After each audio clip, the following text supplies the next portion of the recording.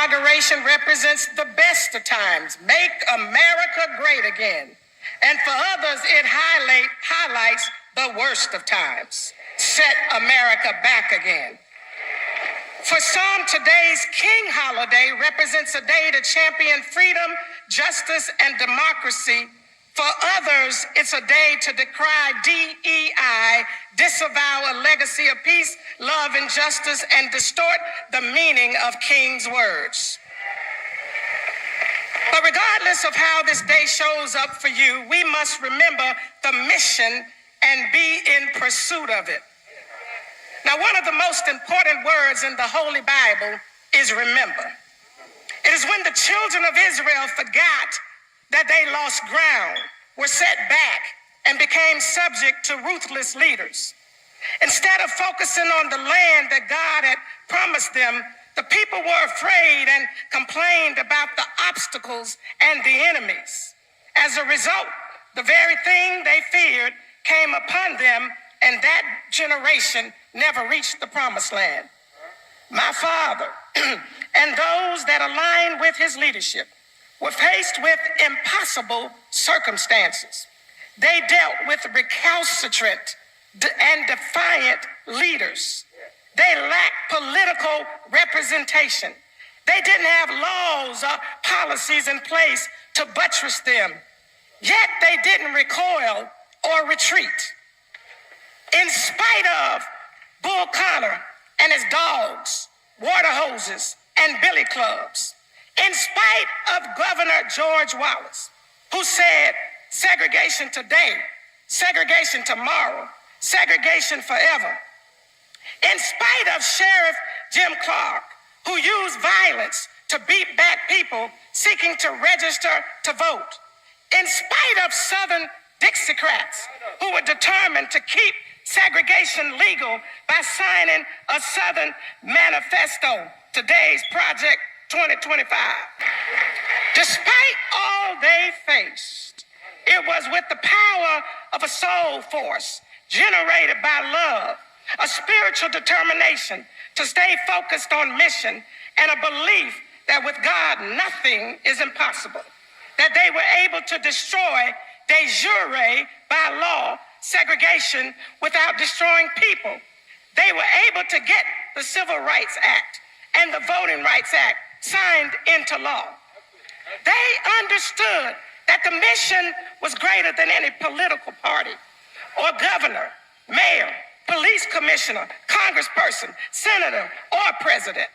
It was a mission ultimately commanded by God to do justice, to love mercy, and to walk humbly with our God. As this day unfolds, and over the next 4 years, I want you to hear me, we must remember what we faced before and how we faced it. Yes, we will hear some disturbing things. We will face some difficult days.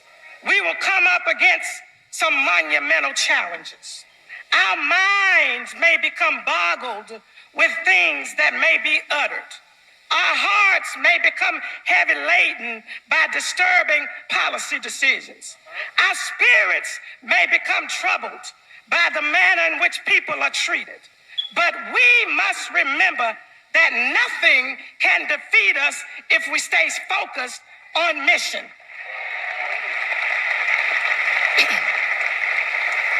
This year's theme is a divine declaration.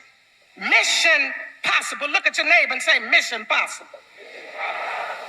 Protecting freedom, justice, and democracy in the spirit of Nonviolence 365.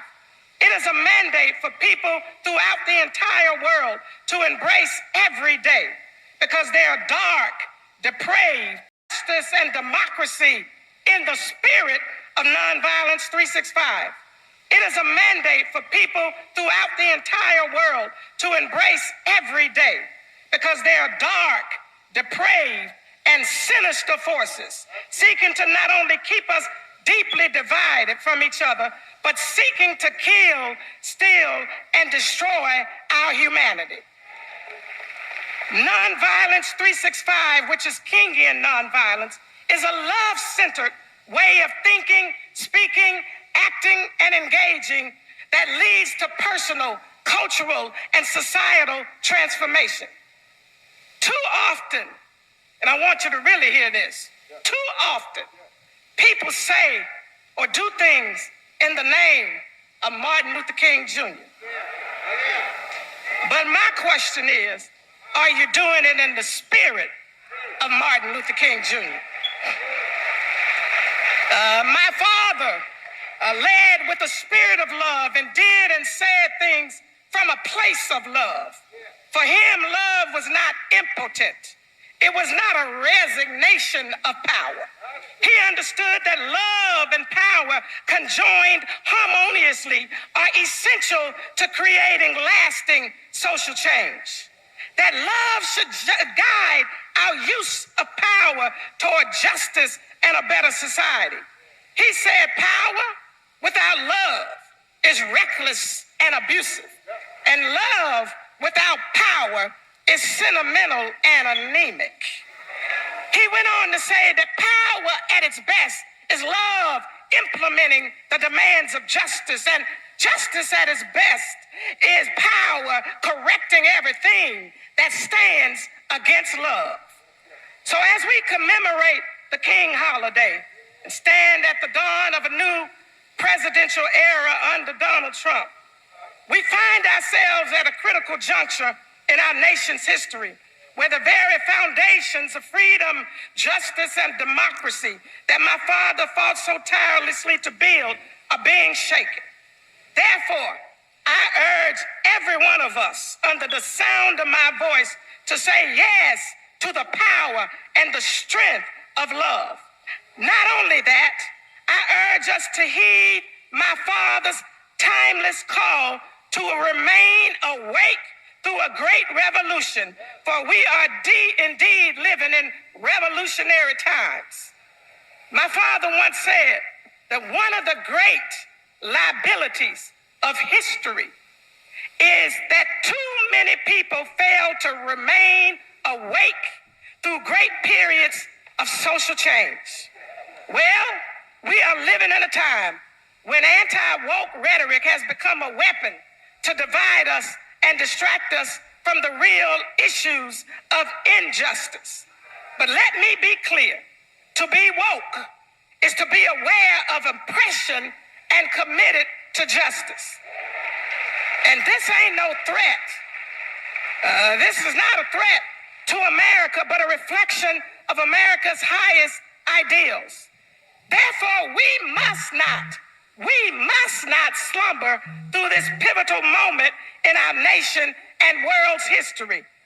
To those who would have us return to a past where injustice went unchallenged, we say we will not go back.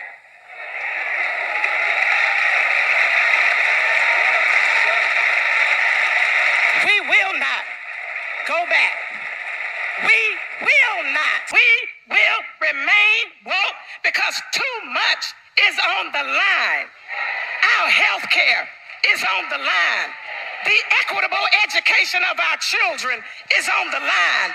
Our housing affordability is on the line. Our basic civil rights protections are on the line. Our economic safety net is on the line. DEI is on the line. The learning of our true history is on the line. Our voting rights are on the line. Freedom, justice, and democracy are on the line, and the survival of our humanity is on the line. So I say to you, let us stay woke.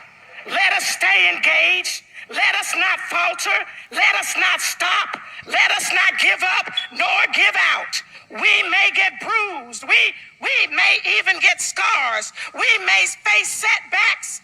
But remember, setbacks sometimes are setups. We may suffer disappointments, but in the words of Martin Luther King Jr., we must accept finite disappointment, but never, ever lose infinite hope. Let us remember the mission. that it transcends any one administration and any one generation.